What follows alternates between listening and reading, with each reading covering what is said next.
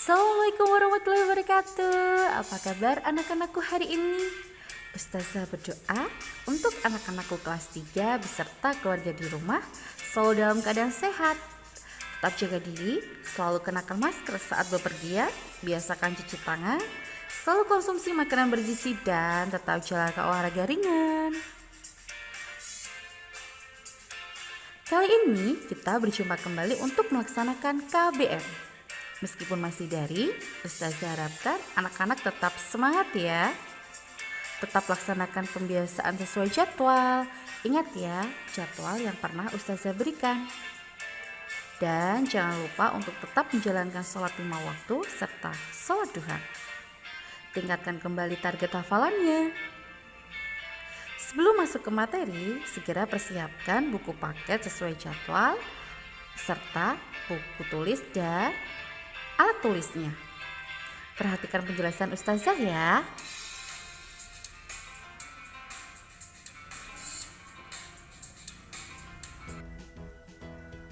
Kali ini kita berjumpa lagi untuk belajar tematik.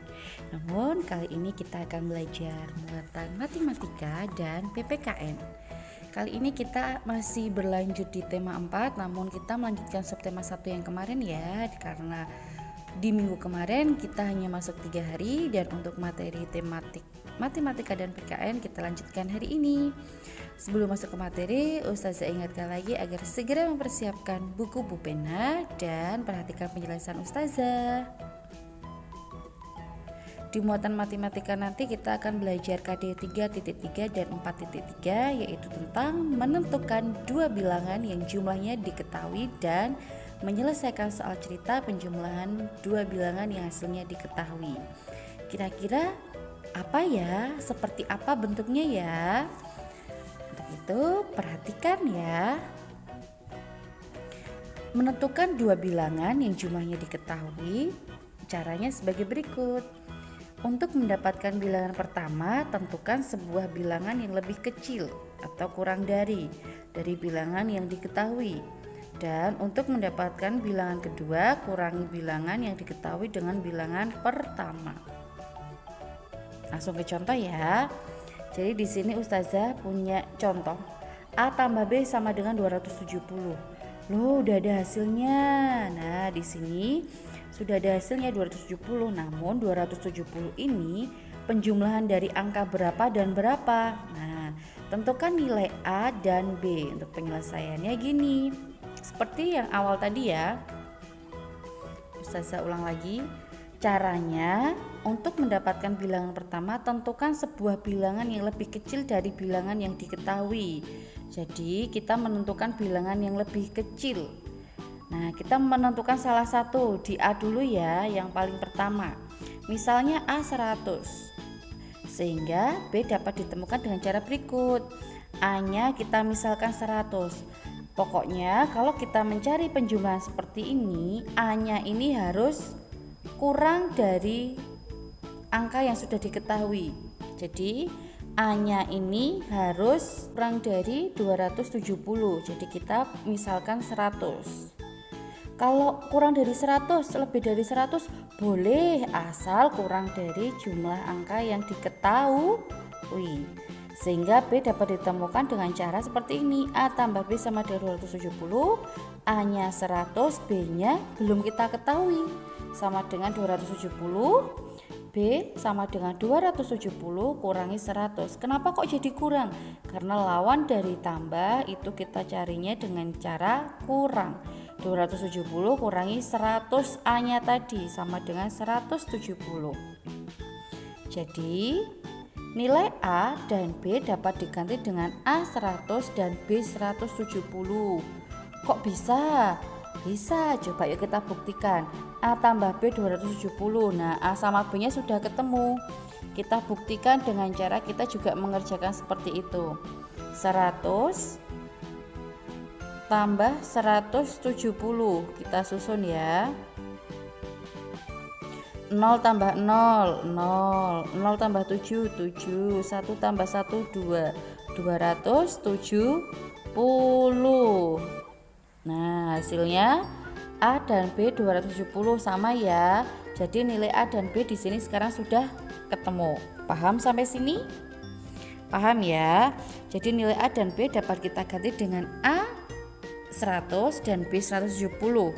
Nah, Ustazah harapkan anak-anakku dari penjelasan ini sudah paham ya.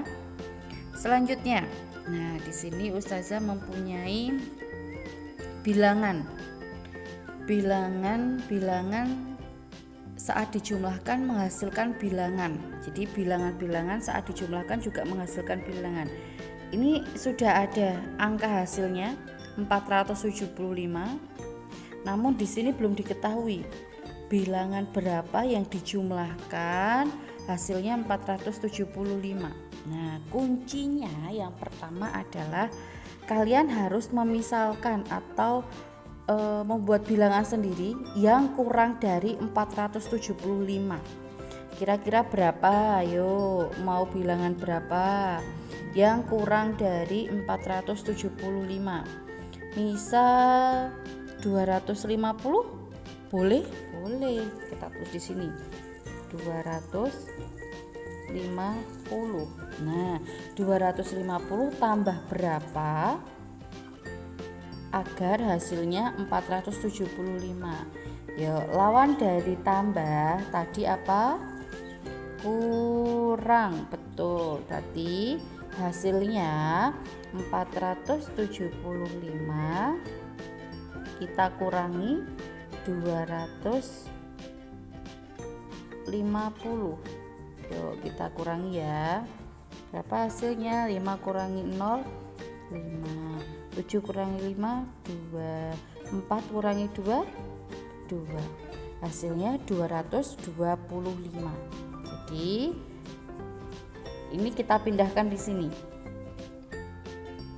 225. Betul nggak ya 250 dikurangi 225?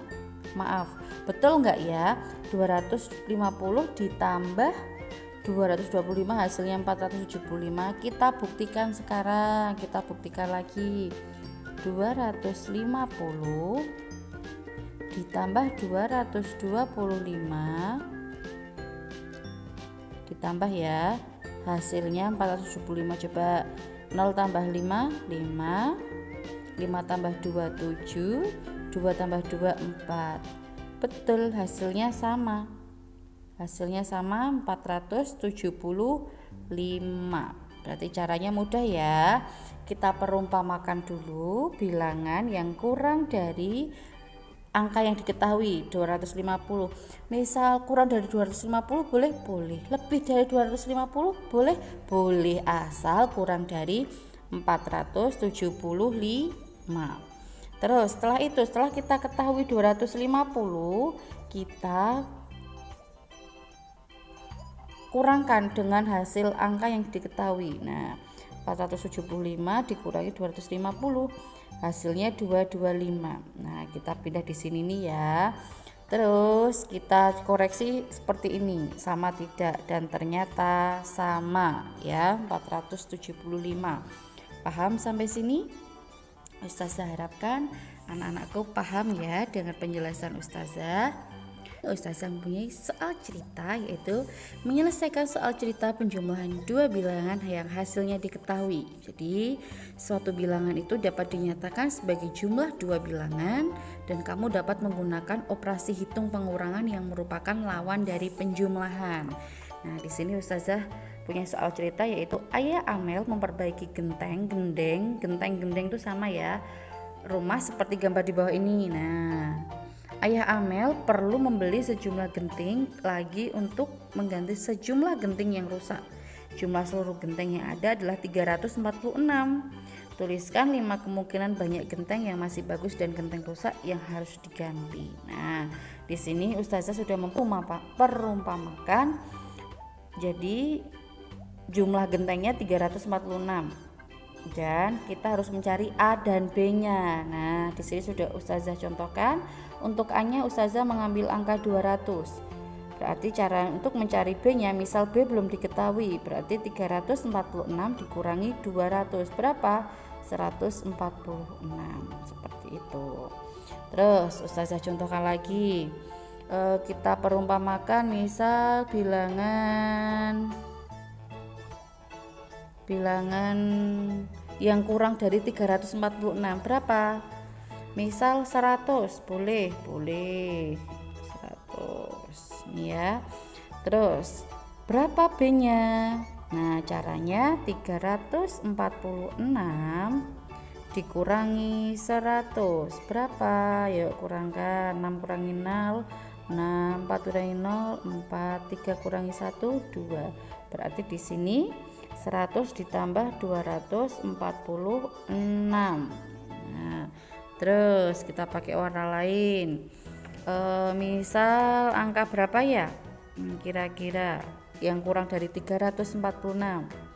Ada yang mau memberikan angka? Misal 126. Boleh? Boleh. Yuk coba 126.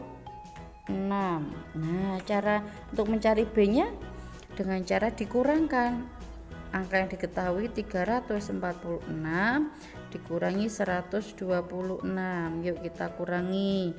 6 kurangi 6 0, 4 kurangi 2 2, 3 kurangi 1 2, hasilnya 220. Berarti 126 ditambah 220 hasilnya 346.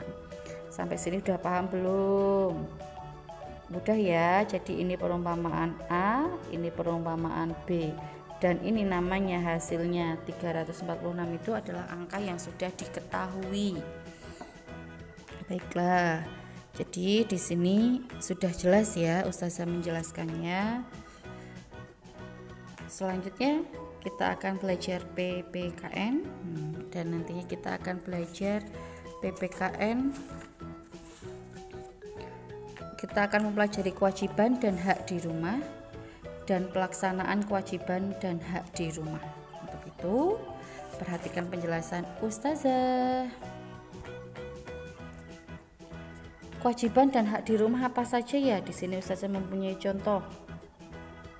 Kewajiban merupakan suatu yang harus dilaksanakan. Setiap anggota keluarga mempunyai kewajiban yang jelas. Yang pertama, setiap anggota keluarga itu wajib menjaga kesehatan tubuhnya. Jelas. Contohnya seperti apa? Nah, ini tidur tepat waktu, mandi teratur, sering menggosok gigi sehari berapa kali? Minimal 2 kali ketika pagi hari dan sebelum tidur. Setelah itu menyetrika baju agar rapi, berpakaian bersih, dan kita menyimpannya di dalam almari. Kita memakainya yang bersih. Kita mau pergi, mau sholat, mau ngaji, mau bersekolah itu pasti pakaiannya juga sudah rapi, bersih, wangi ya. Jadi setiap anggota keluarga itu wajib mempersiapkan pakaian yang akan dikenakan. Nah, di sini jelas ayah, ibu, adik kalian, kakak kalian itu memakai pakaian yang bersih dan rapi. Dan pakaian yang kotor harus dicuci agar bersih. Karena menjaga kebersihan dan kerapian pakaian dilakukan dengan mencuci, menyetrika, dan menyimpannya di dalam lemari. Ya, menyetrika, menyimpannya di dalam lemari seperti ini. Hak merupakan sesuatu yang kita dapatkan setelah kita melaksanakan kewajiban. Kalau tadi ini kewajibannya ya, kalau haknya seperti apa? Hak yang didapat dengan menjaga kesehatan tubuh kita adalah kita dapat hidup nyaman karena tubuh sehat. Hak yang didapat ketika menjaga kebersihan pakaian adalah kita dapat mengenakan pakaian yang bersih. Nah, jadi kewajiban kita di rumah itu ya seperti ini, menjaga kebersihan. Selain menjaga kebersihan, menjaga kesehatan, tidur teratur, sering mandi, gosok gigi 2 kali sehari, mencuci baju, menyetrika baju, menyimpan di dalam almari, dan mengenakan pakaian itu adalah kewajiban. Hak yang didapat apa? Haknya dengan menjaga kesehatan tubuh kita dapat hidup nyaman karena tubuh sehat. Nah, haknya yang didapat itu ya, kita dapat hidup nyaman karena tubuh sehat, dan dengan menjaga kebersihan pakaian kita dapat mengenakan pakaian yang bersih. Itu ya haknya. Coba kalian kalau berangkat sekolah memakai pakaian yang kotor, yang bau, apakah kalian mau? Tentunya tidak ya. Jadi sering-seringlah untuk membantu kegiatan di rumah seperti mencuci baju, menjemur baju, menyetrika pakaian itu ya. Ustazah harapkan anak-anakku kelas 3 sudah bisa seperti itu ya. Kalian bukan anak TK lagi yang masih dilayani oleh kedua orang tua kalian. Kalian harus mudah bisa mulai mandiri ya, mengerjakan pekerjaan di rumah. Itu ya. Selanjutnya, menjaga makanan sehat dan bergizi dengan cara bagaimana? Nah, di sini setiap keluarga memiliki kewajiban dan hak di rumah. Selain kewajiban menjaga kebersihan pakaian, kita wajib menjaga kesehatan tubuh dengan memperhatikan makanan. Nah, makanan apa? Makanan kita harus sehat dan bergizi. Apabila makanan kita sehat dan bergizi, maka badan kita akan sehat. Menjaga makanan sehat dan bergizi dengan berbagai cara. Bagaimana? Nah, makan makanan sehat dari rumah, mengambil makanan dan minuman secukupnya, makan makanan yang bervariasi agar terpenuhi gizinya. Nah, di sini Ustazah sudah mempunyai contoh makanan 4 sehat 5 sempurna. 4 sehat ditambahi 1 menjadi sempurna, tambah 1 jadi 5. Apa saja? 1 jelas ada makanan pokok. Makanan pokok itu kita itu ada apa? Nasi. Selain nasi ada ketela, jagung, kentang, seperti itu. Terus yang kedua lauk pauk. Lauk pauknya apa? Ada ayam, tahu, telur, ikan, daging. Itu lauk pauk. Terus yang ketiga yang jelas harus kita makan buah-buahan. Buah-buahan itu banyak, ada pepaya, rambutan, anggur, apel, tomat, manggis, belimbing, mangga itu ya. Terus yang wajib sekali dimakan adalah sayur-sayuran. Di sini siapa yang gak suka sayuran? Yo, saya harapkan anak-anakku kelas 3 itu juga suka semua sayur. Semua sayur-sayuran itu ada apa? Bayam, sawi, wortel, kacang, seperti itu ya. Itu sayur-sayuran wajib kalian makan karena banyak vitamin yang terkandung di sini. Terus udah ada makanan pokok nasi, lauk pauk, buah-buahan, sayur-sayuran. Terus satu lagi pelengkapnya adalah yang kelima, susu. Nah, insya Allah dengan kita sering-sering makan makanan yang bergizi 4 sehat 5 sempurna ini, tubuh kita semakin sehat karena ini juga merupakan makanan sehat dan bergizi ya. Dijamin kalau asupan makanan kita sehat, enak, bergizi, insya Allah kita daya tahan tubuh kita juga sehat, terhindar dari segala penyakit seperti itu. Dan ketika kalian makan bersama atau makan sendiri, biasakan sebelum makan agar terlebih dahulu berdoa. Supaya apa? Makanan yang kita makan itu berkah, makanan yang kita makan itu bisa dan dapat menyehatkan tubuh kita, merupakan bentuk syukur kita kepada Allah Subhanahu wa taala karena kita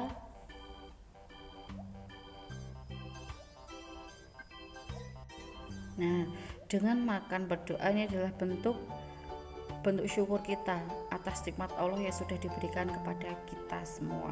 Untuk itu agar anak-anakku tetap melaksanakan syukurnya itu atas bentuk apa? Doa, kita berdoa, kita memohon ampun, seperti itu ya. Terus selanjutnya ada kewajiban anak menjaga rumah tempat tinggal agar nyaman. Nah, di sini ada teman kita Siti sedang menyapu dan membantu keluarganya juga menyapu kamar, membersihkan ruang tamu bersama-sama dengan keluarganya dan mencuci baju. Jadi kewajiban anak menjaga rumah tempat tinggal yang nyaman agar apa? Yang pertama jelas menjaga kebersihan dan kerapian rumah, menjaga ketenangan di rumah dengan berbicara lembut santun serta tidak berteriak, dan membantu orang tua membersihkan rumah. Nah, di sini kewajiban yang berkaitan dengan tempat tinggal tersebut harus dilaksanakan dengan sungguh-sungguh agar menjadi tempat tinggal rumah kita itu menjadi tempat tinggal yang nyaman, dan kita juga harus selain bersungguh-sungguh harus mempunyai rasa tanggung jawab itu ya. karena setiap anak memiliki hak tinggal di rumah yang nyaman. Maksudnya bagaimana? Maksudnya mendapat perlindungan dan keamanan di rumah. Selain itu disayangi, dicintai, serta mendapat bimbingan dan pendidikan dari orang tua, dan dapat bermain bersama kakak atau adik di rumah. Itu ya, jadi kewajiban kita jelas ini tadi. Ya, menjaga kebersihan dan kerapian rumah, menjaga ketenangan di rumah dengan berbicara lembut, santun, serta tidak berteriak, dan membantu orang tua membersihkan rumah. Nah, dengan kewajiban yang sudah terlaksana ini, nantinya kita mendapatkan hak, yaitu mendapatkan perlindungan dan keamanan di rumah, disayangi, dicintai, serta dibimbing dan pendidikan dari orang tua, dan dapat bermain bersama kakak dan adik. Paham ya sampai sini apa pengertian kewajiban dan hak yang kita dapat? Tentunya Ustazah harapkan kalian membuka kembali buku-buku pena dan pelajari kembali yang sudah Ustazah jelaskan. Begitu pembelajaran kali ini Ustazah akhiri terlebih dahulu. Kurang lebihnya mohon maaf. Pesan Ustazah agar selalu tetap bersemangat belajar di rumah meskipun masih belajar di rumah dan tentunya pasti kalian bosan. Ustazah harapkan tetap semangat ya. Bismillah, kita banyak-banyak berdoa agar pandemi ini segera berlalu, kita kembali beraktivitas normal seperti biasa. Untuk itu tetap semangat belajar. Kita berjumpa lagi di materi berikutnya. Assalamualaikum warahmatullahi wabarakatuh.